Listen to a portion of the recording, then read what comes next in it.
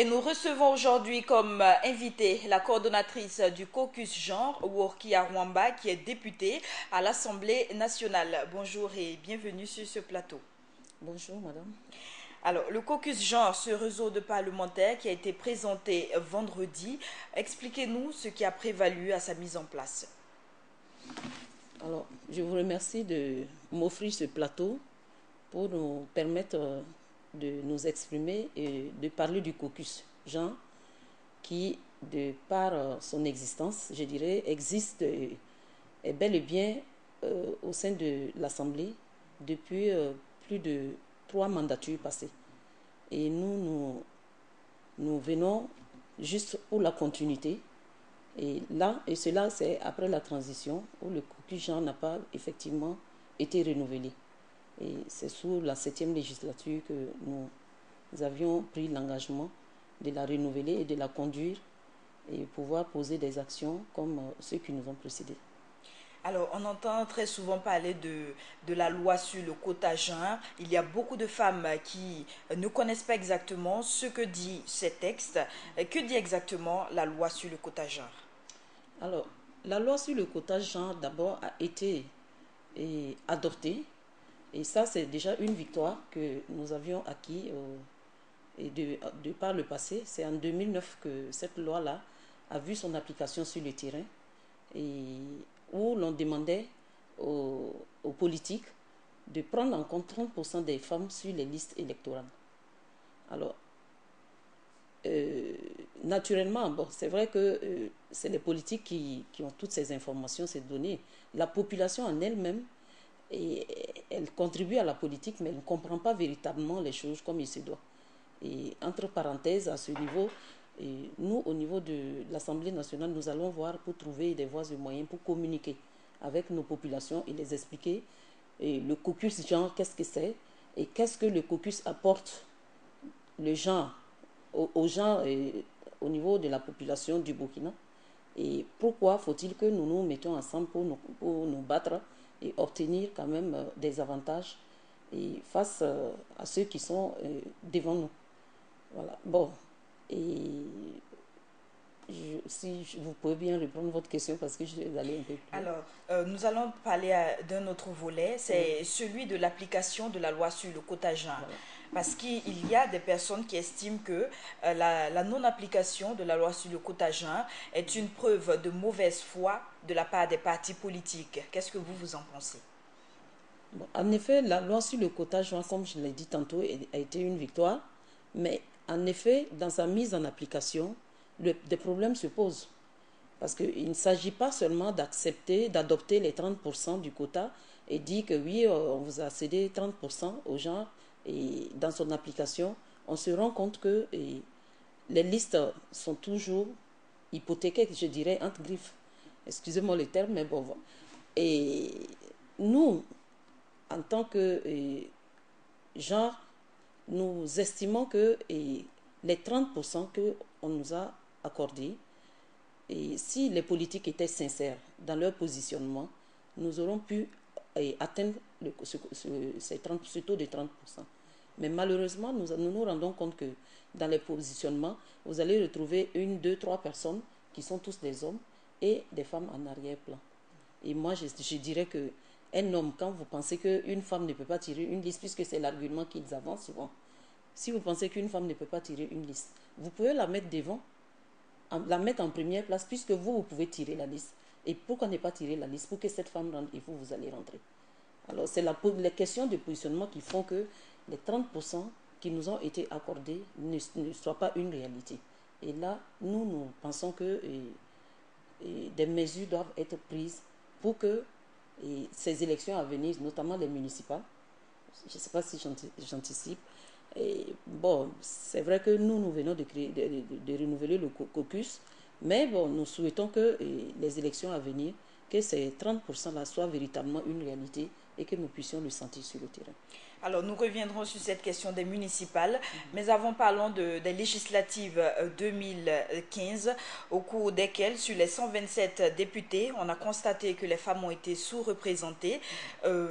Qu'est-ce qui peut expliquer, selon vous, cette sous-représentativité des femmes, du moment où il y a déjà eu des luttes qui ont été menées par ces dernières pour l'application du quota genre? Et merci encore de revenir sur cette question. Et en effet, les femmes n'ont pas été bien représentées parce que tout simplement, comme je le dirais, les politiques ne sont pas sincères. Dans leur positionnement des femmes, et sur le terrain, nous rencontrons plusieurs problèmes d'ordre socio-culturel. Par exemple, je prends juste un exemple. Vous allez vous retrouver à la base, comme on l'a dit, la base décide que la femme est retenue elle est retenue en première ligne. Alors, après ces propositions que la base font, puisque les politiques ont dit non, nous ne décidons pas, nous n'allons pas mettre la main sur les listes, il faut aller à la base.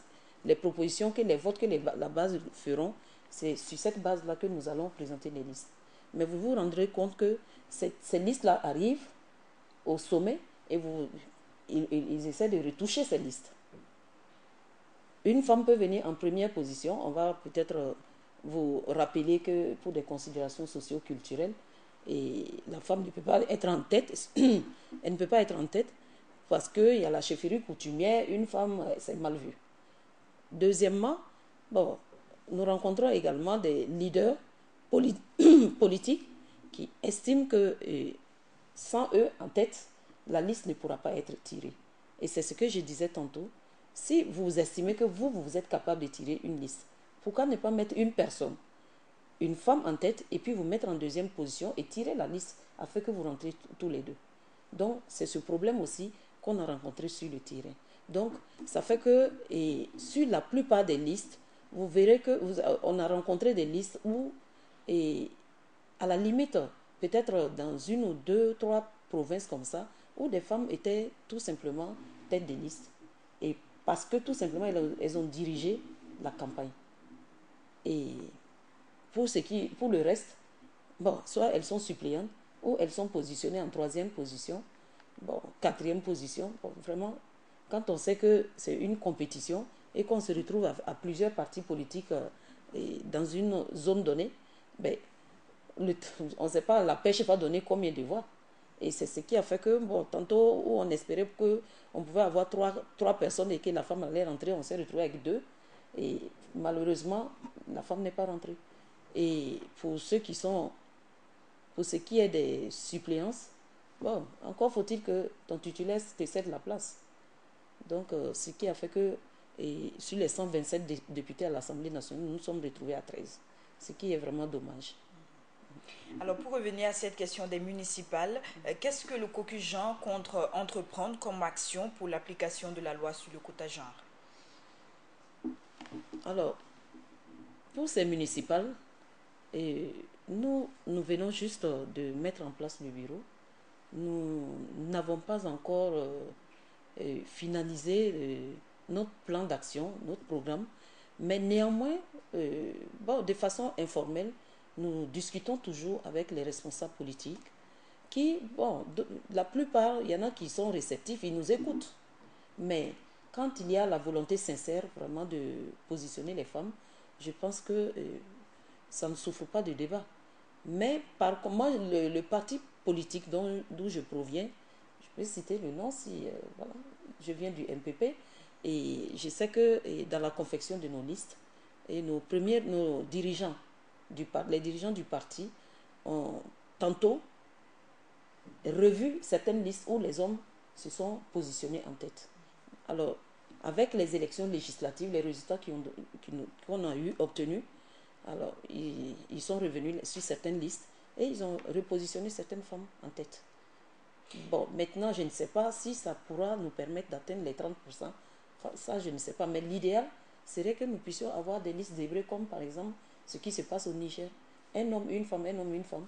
Là, ça nous donne plus de chances de dépasser même les 30%. Sinon, pourquoi ne pas aller à 50%? Voilà. Alors nous sommes pratiquement au thème de cet entretien. Est-ce que vous sentez que les femmes ont réellement cette fibre pour la politique, cet engagement politique? Est-ce qu'elles veulent réellement que la loi sur le quota genre soit effective? Je dirais absolument. Les femmes sont déterminées. Les femmes qui se sont engagées déjà en politique, elles sont déterminées. Sinon, elles ne seraient pas là. Et c'est d'ailleurs les femmes qui battent la campagne mieux que les hommes. Et c'est l'électorat sûr, ce sont les femmes. L'électorat sûr, ce sont les jeunes. Et là, les politiques le savent très bien. Et donc, moi, je ne vois pas pourquoi les femmes n'ont pas, on dirait que les femmes n'ont pas la fibre. Non, nous avons bel et bien la fibre. Et peut-être, à la limite, quand tu t'essaies à un domaine nouveau, ben, tu avances tout doucement. Malheureusement, en politique, ceux qui n'agissent pas immédiatement et maintenant n'ont pas leur place. Et c'est ça qui joue à notre défaveur. Mais moi, je pense que si on accorde un tant soit peu, un peu de patience aux femmes, et on va réaliser des choses merveilleuses dans ce pays-là. Parce que la femme, c'est la sincérité. La femme, c'est la franchise. Quand elle se donne à la politique, elle s'est donnée. Et les résultats, ce ne sera pas du tout la déception. C'est ce que je voulais dire. Merci Workia Rwamba, nous sommes au terme de cet entretien. Merci beaucoup. À l'instant, nous recevions comme invitée la coordonnatrice du caucus genre, Workia Rwamba. Et merci à vous, fidèles téléspectateurs, d'avoir suivi ce journal.